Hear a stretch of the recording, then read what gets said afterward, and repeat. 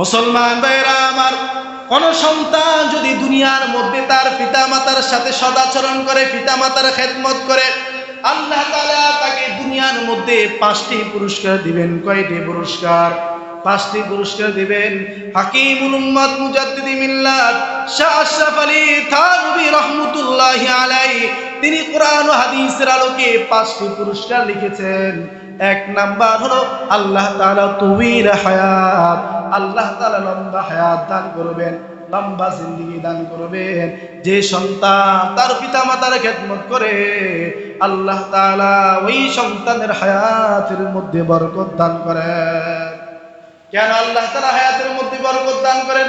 ওই পিতামাতার না খেদমত করছে, পিতা তখন তাকে দোয়া করেছে, আল্লাহ আমার মাথার মধ্যে যতগুলো চুল আছে, আল্লাহ আপনি তাকে তত বছর হায়াত দান করেন, আল্লাহ তাকে আপনি ভালোভাবে পৃথিবীর মধ্যে জিন্দেগি যাপন করার তৌফিক দান করেন, তাকে সকল ধরনের বিপদ আপদ থেকে হেফাজত দান করেন, তার হায়াতের মধ্যে বরকত দান করেন।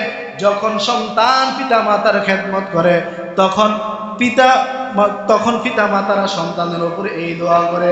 তাহলে 1 নাম্বার পুরস্কার হলো আল্লাহ তাআলা তাদের হায়াত বৃদ্ধি করে দিবে। 2 নাম্বার হলো আল্লাহ তাআলা তাদেরকে সকল ধরনের বিপদ আপদ থেকে হেফাজত দান করবেন।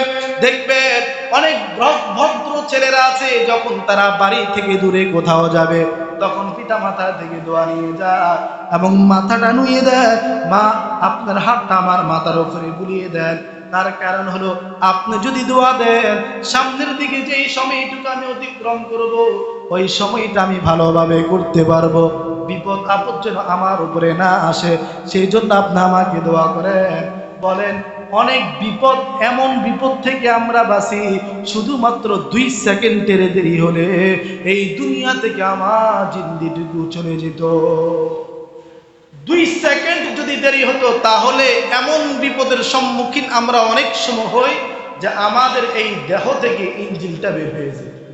কথা বলে ঠিক নেবেন। অনেক সময় অজ্ঞাত স্বরে রাস্তার পাশে দাঁড়িয়ে থাকি, হঠাৎ করে দেখি একটা গাড়ি আসে, একটু দাঁড়িয়ে যাই, একটু ভয়, একটু সতর্ক হই, আর মনের মধ্যে এটা বলি, আল্লাহ যদি আল্লাহ হেফাজত না করতো তাহলে জীবনটা তো এখনো যেত। এরকম হয় কি হয় না? আর আমাদের অনেক সময় ভুল ভ্রান্তি এরকম হয় না? তো যেটা আমাদের মরণ পাপ, যেই ঘটনাটা ঘটলে আমাদের মৃত্যু নিশ্চিত ছিল, ওই ঘটনা থেকে আল্লাহ আমাদেরকে হেফাজত করছে। তাহলে এটা কাদের দোয়া? পিতা মাতার দোয়া। মুসলমান ভাইরা আমার, 3 নাম্বার হলো আল্লাহ তাআলা সম্মানের চেয়ারের মধ্যে বসাবেন। এই যে এখানে বয়ান করতেছি, আল্লাহ তাআলার কোরআনুল কারীম শিখার কারণে আল্লাহ ইজ্জত দান করেছেন। তবে আল্লাহ তাআলা আমাদেরকে যে দুনিয়ার মধ্যে পাঠিয়েছেন, আর আমার বাবা মাকে যে জিম্মাদারি দিয়েছেন দ্বীন শিখানোর জন্য, বাবা মা যখন দ্বীন শিখানোর জন্য মাদ্রাসার মধ্যে পাঠাইতেন, পেছন থেকে অনেক দোয়া করতেন। ওই দোয়ার বরকতে আজকে এখানে বসতে পারলাম। এখনো যারা যারা উচ্চ স্তরের মধ্যে আছেন, ইজ্জতের সহিত আছেন, আপনি যদি একটু ঘাটাঘাটি করে দেখেন, তাহলে ফলাফল এই দাঁড়াবে তার পেছনেও পিতা মাতার দোয়া আছে। মুসলমান ভাইরা আমার, 4র্থ নাম্বার পুরস্কার হলো আল্লাহ তাআলা বেশি বেশি কাবা শরীফ তাওয়াফ করার তৌফিক দান করবেন, বাইতুল্লাহ জিয়ারত করার তৌফিক দান করবেন। বাইতুল্লাহ জিয়ারত করলে কি ফায়দা? আল উমরাতু ইলাল উমরাতি কাফফারাতুল লিমা বাইনাহুমা আল হজ্জুল মাবরুর লাইসা লাহু জাযাউন ইল্লাল জান্নাহ। এক উমরা থেকে আরেক উমরা, এর মধ্যবর্তী সমস্ত গুনাহকে মাফ করে দেয়, আর হজের প্রতিদান হলো একমাত্র জান্নাত। তাহলে 4র্থ নাম্বার পুরস্কার হলো আল্লাহ তাআলা বাইতুল্লাহ জিয়ারত করা তৌফিক দান করবেন।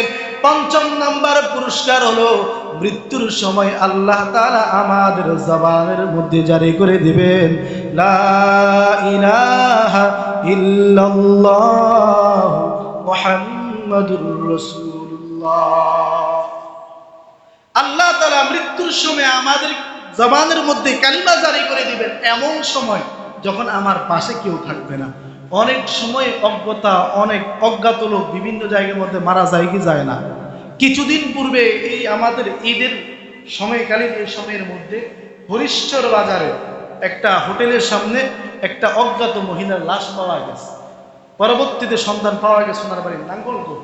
তাহলে ওই জায়গার মধ্যে হয়তো শরীরটা খারাপ ছিল, একটু শুইছেন রাত্রিবেলা, কিন্তু তার পাশে তো কেউ ছিল না। ওই সময় তো উনি একাই ছিলেন, একাই মৃত্যুবরণ করছেন।